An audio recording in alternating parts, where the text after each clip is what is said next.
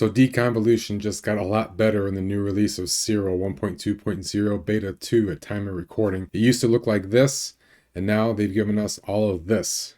So there's a lot to get through. If you're unfamiliar with what exactly deconvolution is, it's simply a way to compensate for blurring effects and distortion effects in your images, whether that's from atmospheric distortion, motion blur, physical properties of your telescope, all kinds of things that can cause this little bit of a blurring, because the stars are pinpoints of light, right? By the time they come through our atmosphere and come down our image train, it starts spreading out. PSF, point spread function. We've talked about this before in a previous video. So it causes a little bit of blurring around the stars, and deconvolution is a way to correct those imperfections. So this is kind of a cool one. If you haven't played with it, hopefully you'll start tinkering around after watching the video. My name is Rich, and you're watching Deep Space Astro.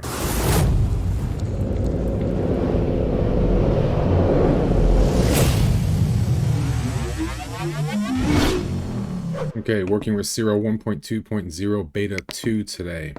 I am going to open up some already stacked data of the Rosette Nebula, and we're going to be working with linear data today. So I'm going to put this in an auto stretch so we can see what we have here. I've already cropped this, did a background extraction on it, as well as a photometric color calibration. Again, this is linear. You can run deconvolution on non-linear data, so data that you've already stretched. But I'm going to recommend that you always do this in linear. In my experience, I've been getting a lot better results doing it in linear. And most of the time, any of my stretched images that I try to run deconvolution against, there wasn't even an effect on it. I didn't see any improvement. I didn't see any deconvolution actually happening. So if it was very undetectable. So there's a lot to deconvolution. They've greatly improved this entire function, giving us a lot more parameters to play with, algorithms to use. I'm not going to do a deep dive into what each and every one of them do. The video would be way too long and I think probably way too complicated. I'm going to show you a quick and easy way of doing it. And then after that, I'll show you what I found was the best procedure for my workflow and what I've been using since they've released the new tool. So we'll just jump right into it. Like I said, I have my image open. We are linear. So we'll come up to image processing, deconvolution. And we're going to make sure that we're on blind deconvolution. We're going to leave all the settings the same and simply hit apply. This is the quick and easy way. Sometimes it does a good job. Sometimes it's very, very little deconvolution that's applied. But you can start with this. It'll take a few minutes. You can see down here, the first thing it's doing is creating our PSF estimation. And we'll talk about this more when we get into how I use it in my workflow. But the first step is the PSF that it's creating for us, and we'll see that in the preview here when it's done. And then once it's done, it'll actually do the deconvolution for us using the PSF.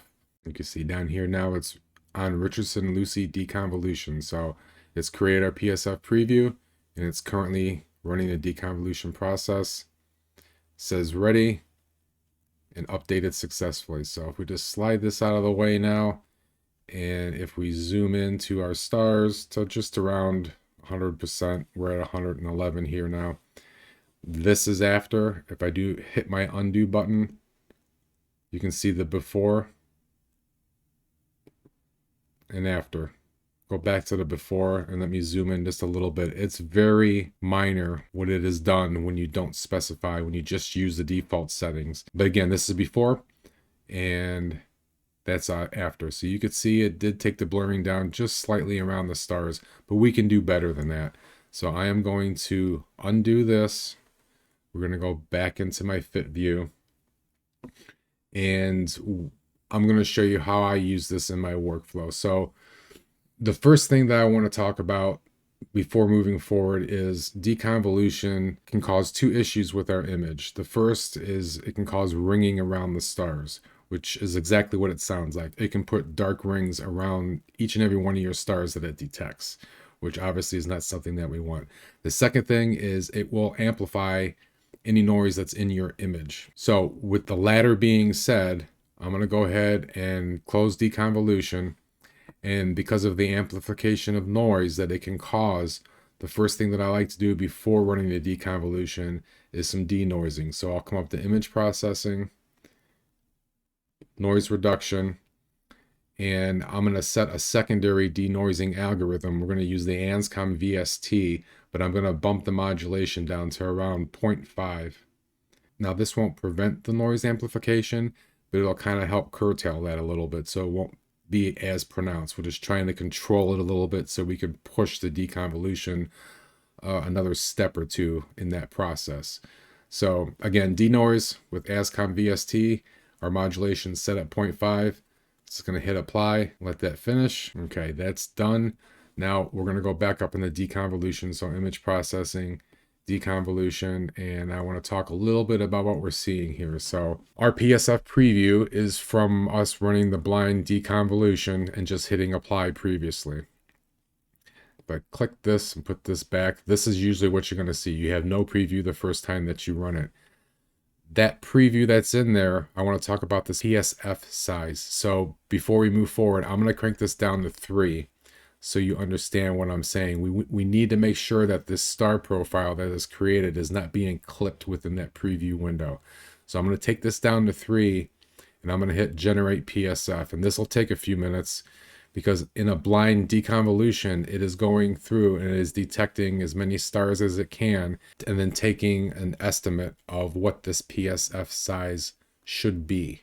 Okay, so it's generated our PSF for us, and you can see because I cranked the PSF size down to 3, it doesn't even look like a star, right? It's being clipped by this bounding box. So it's not what you want. No matter what method you use to generate your PSF, you want to make sure your preview looks good. This is not what we're looking for. So I'm going to put this back up to 15 as a starting point. That generally works pretty well. But again, just keep an eye on that. You want your star to be within that black preview box, like we had previously when we ran the blind deconvolution. Again, I'm just going to close this for right now, and this is the start of my process. So like I said, I first run that denoise, and I want to, for the most part, specify which stars that I want the generation of the PSF image to be created from. Generally, most of the time, depending on your image, depending on your equipment, depending on a lot of things, the best stars will be in the center of your image. Sometimes you'll have some stretching on the edges, coma effects and such. What I found best to do is to crop the image. So I'm looking at stars that are in the center of my image. But before doing that, I'm going to come over, I'm going to click my save button. So anything that I have done, I have a good fallback point, restore point, if you will, to go to. So with the image saved, I'm just going to left mouse button, click and hold down and drag a selection around here, and right click and crop. Now I'm going to jump into dynamic PSF. There's a few different ways you can access it. You can come up to image processing, under star processing, and hit your little gear icon, and it'll bring you to dynamic PSF. Or you can come up here to the hamburger menu, hit image information, dynamic PSF. Or if you're a keyboard warrior, you can hit Control and F6. So with our default settings here, I am just going to click on the Detect Stars button just to walk you guys through this. And you can see that it detected 2,718 stars. Even though this is a cropped section of my image that I want to build my PSF from, I don't want all of these stars being used to create that model. I don't want really dim stars. I don't want really bright stars. They're not going to be a good representation of the stars in my image. So what I want to do is look at the amplitudes, and anything that is below 0.1, I want excluded. Anything that's above 0.7, I want excluded. If you look at your A column, which is your amplitude column, and you can actually click on it and sort, and the dimmest stars are shown on the top. So you can see 0.000879. Like I said, I don't want anything below 0.1. So I could select this first one, scroll down to where I start seeing 0.1, right around in here. And I can hold my shift key down and left mouse button click again. So I group selected all those stars that are under 0.1, and I can hit my delete key to remove it. I'm not going to do that. I'm going to show you an easier way of doing that, but I was just giving you the options. Now if I scroll all the way to the bottom of the list, I can see my stars that are over that 0.7 like I was talking about. In this case, I've only got 4. But I would also want to group select those and delete them as well. So you could do it that way, or what's easier, if you come down to amplitude range and you can specify those values here. So by me putting in 0.1 in the first box and 0.7 in the second box, that is telling dynamic PSF to only detect stars that are brighter than 0.1 but no brighter than 0.7. So that's my range. I'm also going to change my profile type now to MOFET. That's the recommendation from Siril that works better for our star detection for creating our PSF. With our amplitude range set, if I click on detect stars, we just drop down to 212 stars. And it's showing us our list up top here, and you can see it's from 0.1 all the way to 0.49. So it is not anything lower than 0.1 or anything higher than 0.7. Bump over the dynamic PSF now, and we're going to come back up into image processing, and we're going to open back up deconvolution. Instead of a blind deconvolution now, we're going to select our PSF from stars option, which is exactly that. It is going to create the PFS from the stars that are selected from our dynamic PSF function. Click generate PSF and give it a few seconds. And there is our PSF preview. We're not clipped, so our PSF size does not need to be changed. At this point, we're done with dynamic PSF. We can come back over and click the button to clear our stars from the list, and then click the close button because we no longer need dynamic PSF. Now, at this point, we're ready to run the deconvolution. And again, we cropped the image because I was interested only in the stars closer to the center of the image. The second reason that I cropped the image is because it'll allow the deconvolution to run a lot faster. You can run this on the entire image. It'll just take longer. And you're going to be playing with these settings back and forth. You're going to be applying a deconvolution, and then you're going to be undoing it. And then you're going to change your settings, and you're going to apply it again. You're going to be going back and forth until you get the result that you want. If you did that on the whole image, it could take 2-3 minutes. It depends on your computer every time you click apply. Having a nice crop section like this will run a lot quicker for you. So that's what we're going to start with now. And then once we have our settings the way that we like them and we're happy with our results, we're simply just going to undo until our crop is undone and we're back to our full image, and then we'll apply the settings that we've been testing here. So I hope that makes sense. I know I feel like I'm starting to ramble. So I want to talk about our algorithms here. So for a DSO object such as the Rosette Nebula that I have here, Richardson-Lucy is the only one that you should be using. If you click on this, you'll see Split Bregman and as well as Weiner filter. These two are for planetary and lunar only. I mean, you can play with them, you can try them, but per the documentation, per Siril's documentation, we want Richardson-Lucy when we're working with a DSO. These settings here, we're going to start with the defaults. The alpha and stop criterion and regularization, I'm not going to mess with. Siril does have all these parameters well documented in their documentation. So if you want to dive deeper into what they do, go to the website and pull up the documentation for deconvolution. Today, we're just going to be messing with these three settings over here. And actually just the two, the iterations and the step size. The algorithm method, we're going to leave it at gradient descent. That is the recommended one to be using when you're running this against linear data. If you're running it against nonlinear data, something that you stretched, then you can use the other algorithm method to do so. But again, I wasn't having very good results with a stretched image, so I prefer to do this while it's still linear. So 10 iterations, our step size is 0.0003. And I'm just going to hit apply, and it's going to start its non-blind deconvolution for us right now. Subsequent runs will be a little bit quicker. Okay, so that's finished. And if we come over and I'm holding my control key down and I'm rolling my mouse button so we can get in closer to the stars, we're at 140%. So this is the deconvolution completed. We're going to hit the undo button to see the before and after. And it's very, very minor. So I'm going to undo that.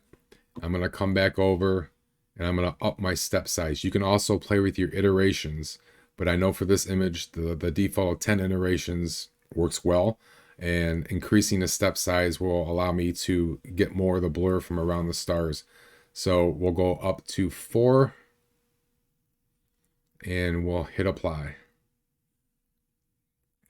And it's finished. And if we undo, you can see it's looking a little bit better, but I think we can take it even further. So I'm going to undo it again, and I'm going to go up to 5 this time and hit apply. And again, we'll undo it and reapply it. Maybe we can go All right, we're going to try and go up a little bit more. So I'm going to undo the deconvolution again. I'm going to bump this up to 6. And I'm going to hit apply. And at this point, I think 6 is a little bit too much. You can start to see some ringing around these stars, very slight. So that has been my workflow, is bumping up the step size until I start seeing either ringing or other kinds of strange artifacts going on in the stars or in the background itself. That's the indication that you've taken it too far. So 6 for me is too far, so I'm going to undo that. I'm going to bump this back down to 5, and I'm going to click apply.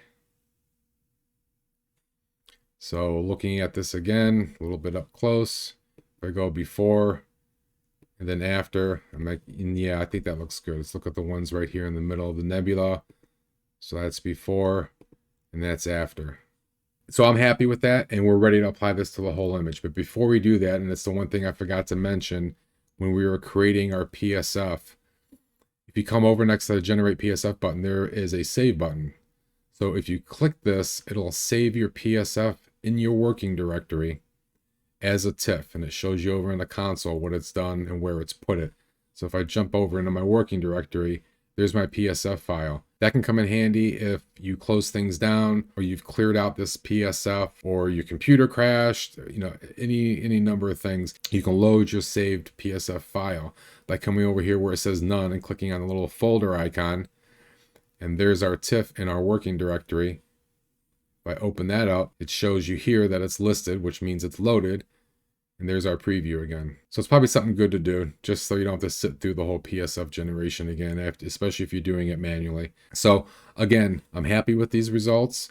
I'm happy with 10 iterations at 0.0005. So now what I want to do is keep hitting my undo button until my crop goes away.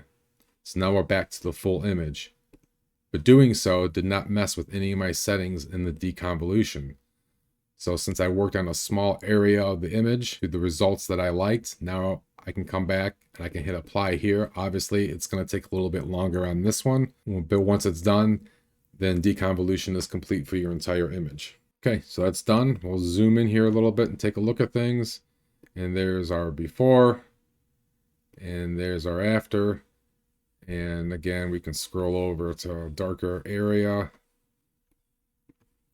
And there's our before, and there's our after. So that's my workflow. Deconvolution for me is one of those things that didn't really realize that I needed until I started playing with it and seeing what it can do. Every little thing that we can do to our images to improve the quality overall is going to add up and just give us that better final product. Hopefully you found this useful. Let me know if you've been playing around with it in the comments. If you find the video helpful, give it a like and share. Don't forget to subscribe if you're not a subscriber. I appreciate everybody's time. Once again, thanks for watching. We'll see you in the next video, and clear skies.